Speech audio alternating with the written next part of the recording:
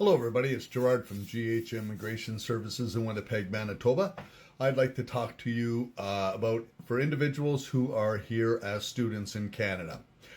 The cost of education here in Canada through our programs is extremely expensive, and I'm very, very well aware of it. And for a lot of international candidates, it ends up being very taxing down the line, and they end up finding that they don't have enough money to be able to afford to pay the tuition for the next year.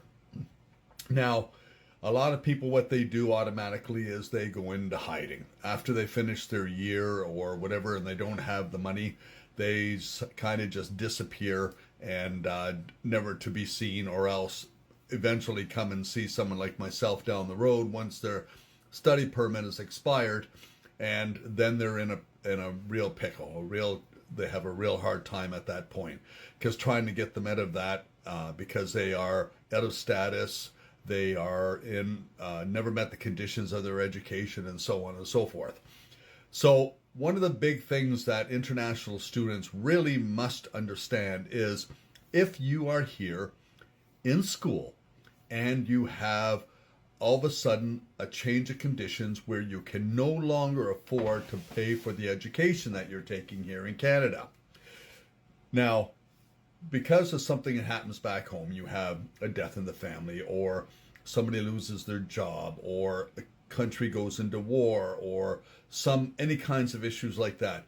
Any kind of significant issues that happen in your life can change the conditions so that you can no longer financially meet the needs. And a lot of it happens, I see it on more occasion than enough, where you have a family member that has been supporting you through your education, and they lose their job, and all of a sudden their income is gone and they can't afford to take you any longer. So one of the things you must know, and one things that you should consider, is there is an alternative. There is an alternative for you. Don't have to go into hiding. What you have to do at this point in time is look at trying to apply and change your conditions and get yourself an open work permit, which will help you support yourself and save the money to be able to continue on with your studies. Now, this only works for individuals that have current study permits that are valid. So keep this in mind. If you run into these conditions, don't hide. Talk to somebody. Talk to myself. Call me, send me a message, or whatever the case is. Send me a message. Let me know the conditions. We can discuss it further from there, and I'll tell you if we have an opportunity, if there's a chance of changing your conditions from a student that has a restricted work permit to a worker that gives you a time frame that will allow you to be able to save up the money and work and get yourself continue on with your studies in the future. Anyways, this is just something I really wanted to pass on to people, because I think it's very important, because I've come across it far too often, and a lot of students don't realize that there are alternatives for hardship.